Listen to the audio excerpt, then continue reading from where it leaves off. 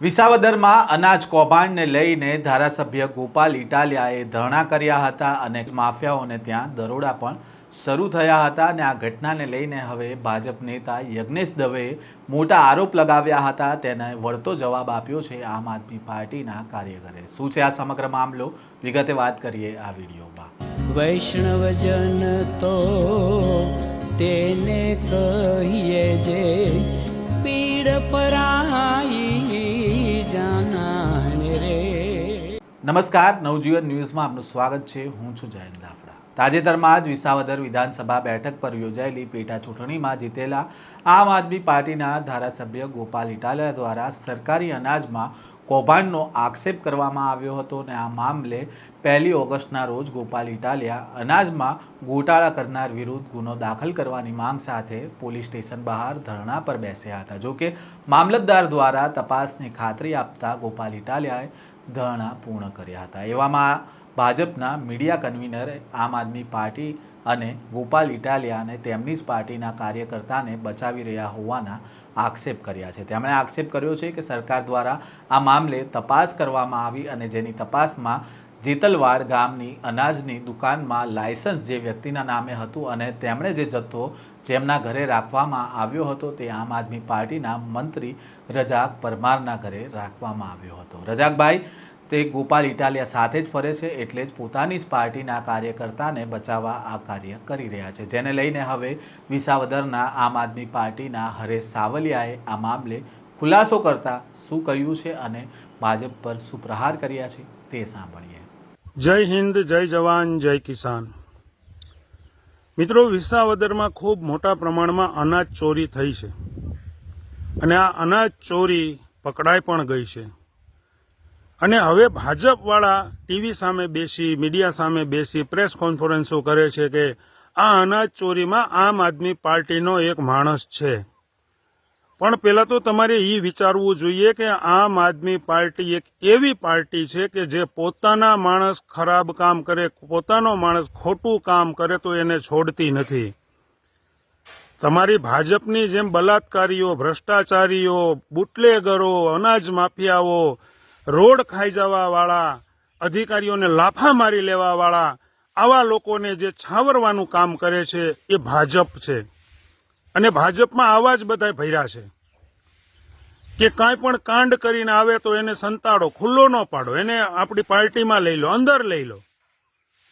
એટલે ભાજપવાળા જે કહે છે કોઈને છોડવામાં નહીં આવે એ એને સાબિત કરી બતાવ્યું છે। છોડવામાં નહીં આવે એટલે બધાને ભાજપમાં લઈ લેવામાં આવશે, પણ આમ આદમી પાર્ટીમાં આવા માણસોની કોઈ જગ્યા નથી અને જે તે સમયે હોદ્દા આપ્યા હોય અથવા તો જે તે સમયે પાર્ટીમાં કામ કરતા હોય માણસો તો બધાને ચાખી ન લીધા હોય। આમાંય ભાજપવાળાએ અમુક 5-25ને મોકલા હોય, આવા ગુંડાઓને, આવા લુખ્ખાઓને, આવા અનાજ માફિયાઓને। આ ભાજપની જ ચાલ હોય કે ભાઈ આમ આદમી પાર્ટીમાં જાઓ અને કાંડ કરો એટલે કાંડ ખુલ્લો થશે એટલે અમે પછી બધા હો દેકારો કરી મૂકશું। પણ ભાજપવાળાઓને આ વિચારવું જોઈએ કે આટલો મોટો અનાજનો જથ્થો બીજી બધી જગ્યાઓથી મળ્યો છે, અત્યાર સુધી પોલીસ ફરિયાદ કેમ નથી થઈ? પેલા પોલીસ ફરિયાદ કરાવો એટલે પોલીસ એનું કામ કરશે, પોલીસ તપાસ કરશે। હજારો લોકોએ નામ આપી દીધા છે કે આ અનાજ કોનું છે, આ અનાજ કોણ ચોરે છે, આ અનાજ ઉપર કોનો દબદબો છે। એ હજારો લોકોએ ફરિયાદના રૂપમાં જે ગામે ગામ અધિકારીઓ ગયા હતા ત્યાં ફરિયાદ લખાવી છે અને એમાં મોજૂદ છે। એના આધારે એક વખત પોલીસ ફરિયાદ તો કરો, FIR તો કરાવો। એમને નીકળી પડ્યા છો પીસી કરવા। પેલો જનતા મૂર્ખ નથી, મૂર્ખ તમે છો। જનતા મૂર્ખ નથી, બધું જાણે જ છે। એ તમારા જે કોઈ વિડીયો અત્યારે માર્કેટમાં છે એની નીચે કોમેન્ટ તો જોવો, જનતાએ કેટલી કોમેન્ટો કેવી મારી છે, જરાક વિચારો તો ખરા। એટલે હું એક હોદ્દેદાર તરીકે, એક જવાબદાર વ્યક્તિ તરીકે તમામ ભાજપવાળાઓને કે તમામ મીડિયા કે તમામ કોઈ પણ લોકોને કાંઈ પણ પ્રશ્ન હોય તો જવાબદારી પૂર્ણ વાત કરું છું કે આમ આદમી પાર્ટીમાં આવા લફંગાઓની, આવા ખોટું કરનારની, આવા ચોરોની કોઈ જરૂર નથી। આવા ચોર અમારી પાર્ટીમાં જો ક્યાંય પણ ખૂણે ખાંચે હશે તો એને ગોતી એને બહાર કાઢશું।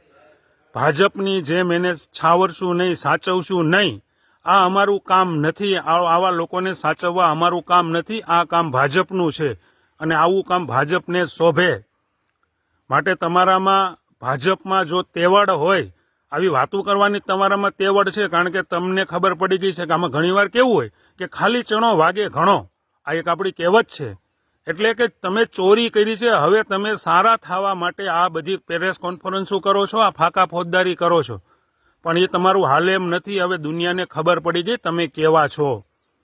એટલે આવી ફાંકા ફોજદારી કરી અને તમારી હવે થોડી ઘણી વધી છે, એને નો જાતિ કરો, એને રહેવા દો, કામ લાગશે. આવતી પેઢીને કેવા થાય કે અમે રાજકારણમાં હતા. બાકી હવે જાતા વાર નહીં લાગે, કારણ કે હવે થોડીક જ વધી છે, એ જાતા વાર નહીં લાગે. એટલે માપમાં રહ્યો, હકીકત શું છે એ જાણો. અહીંયાથી વિસાવદરમાંથી જે અનાજ માફિયાઓ હતા એ ઘર છોડીને ભાગી ગયા છે. તપાસ કરાવો કોણ કોણ ભાગી ગયા છે અને એ કઈ પાર્ટીમાં હતા.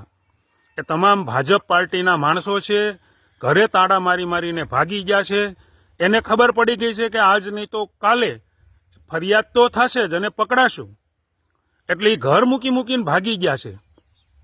વાત રહ્યા જેતલવડના અનાજની, તો અમને પણ ખબર હતી કે આ રજાક પરમારનું ઘર છે. વિડીયો ચેક કરી લો, જોઈ લો. શરૂઆતમાં મારો વિડીયો જોઈ લો. શરૂઆતમાં મેં જ ઘર ચેક કર્યું હતું. હું જ વિડીયો બનાવતો અંદર ગયો હતો, ત્યારે પણ મને ખબર હતી કે આ રજાક પરમારનું ઘર છે. મેં આજુબાજુમાં પણ જાણી જોઈ અને એક બે જણને પૂછ્યું હતું, વડીલોને, કે બાપા રજાકભાઈ પરમાર ક્યાં રહે છે? તો બાપાએ પણ, એ બે છોકરાઓ હતા, બાપાએ પણ કીધું આ સામી ડેલી છે એ રજાક પરમારની છે. અને હું એ પણ જાણતો હતો કે રજાક પરમાર આમ આદમી પાર્ટીમાં હતો, પણ એ ખોટી સરપંચો વિરુદ્ધ ગમે ત્યાં આરટીઆઈ કરી સરપંચો અથવા તો અધિકારીઓને દબાવી અને હપ્તા લેતો માણસ હતો. એક પ્રકારનો ગુંડો છે અને ગુંડાઓ ભેગું જ રહે છે. એટલે અમે જાણી જોઈ, અને રજાકનું ઘર નથી એવું અમને ખબર નહોતી. ખબર જ હતી કે આ રજાક પરમારનું જ ઘર છે.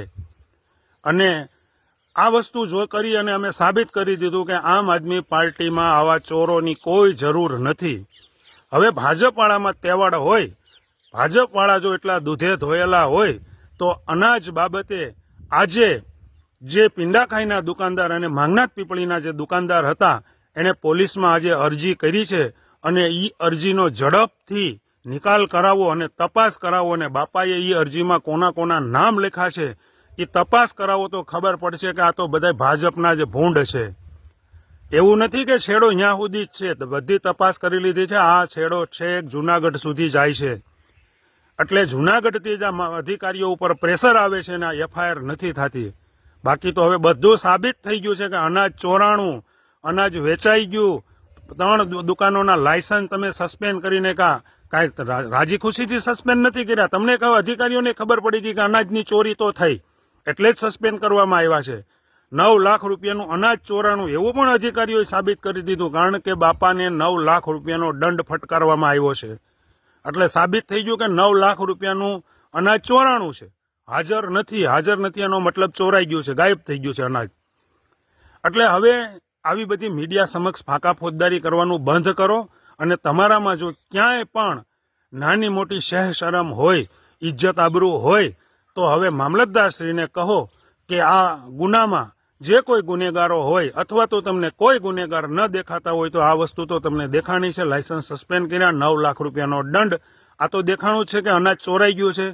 તો વગર નામે વિસાવદર પોલીસ સ્ટેશનમાં મામલતદારશ્રી ફરિયાદ કરે એટલે પોલીસ એનું કામ કરશે. પોલીસ તપાસ કરશે કે આમાં કોણ કોણ છે. તો વધુ વાત નથી કરવી, પણ હવે તમારામાં ક્યાંય શરમ જેવું હોય તો વિસાવદર પોલીસ સ્ટેશનમાં ફરિયાદ કરાવો, એફઆઈઆર કરાવો, એટલે દૂધનું દૂધ અને પાણીનું પાણી થઈ જશે. જય હિન્દ, જય જવાન, જય કિસાન. વૈષ્ણવજન તો તેને કહીએ